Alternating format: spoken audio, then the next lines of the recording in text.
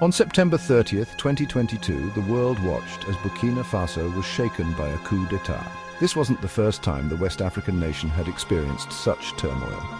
In a span of just 9 months, Burkina Faso witnessed its second coup, a clear indication of the deep-seated instability that plagued the country.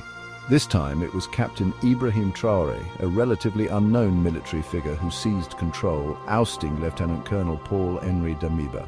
Damiba himself had come to power through a coup in January 2022, toppling the democratically elected government of President Rochmark Christian Kabore. His rise was fueled by promises of restoring security and combating the Islamist insurgency that had been ravaging the country for years. However, Damiba's regime proved ineffective in curbing the violence, which only escalated under his watch. Traoré, in his address to the nation, justified his actions by pointing to Damiba's failure to address the deteriorating security situation. He accused Damiba of incompetence and of prioritizing his own interests over those of the nation. Traoré's words resonated with many in Burkina Faso, particularly within the armed forces, who had grown increasingly disillusioned with the government's inability to protect its citizens and its own soldiers from the escalating violence. The coup led by Traoré was swift and bloodless, but its implications were far-reaching. It not only plunged Burkina Faso deeper into uncertainty, but also sent shockwaves across the region, raising concerns about the fragility of governance and the growing threat of military intervention in West Africa.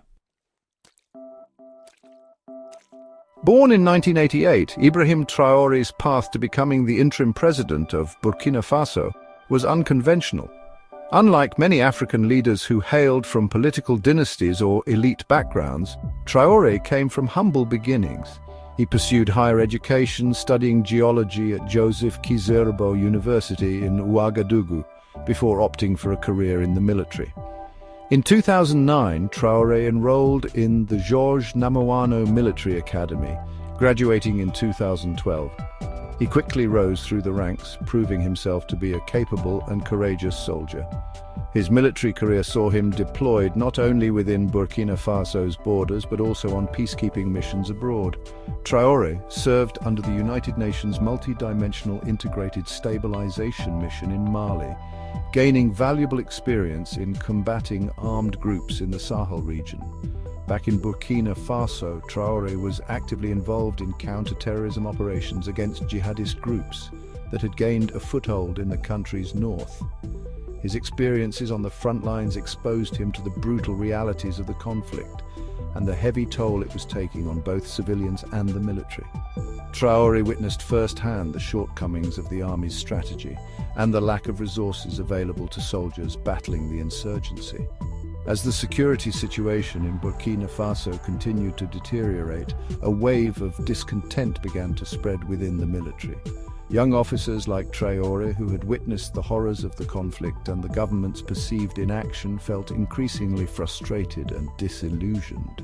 This growing discontent within the army, coupled with the wider public's anger at the government's failure to protect its citizens, created a fertile ground for Traoré's rise to power.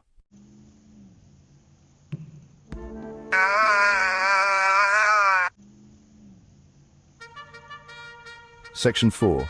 The Legacy of Sankara, Comparisons and Aspirations.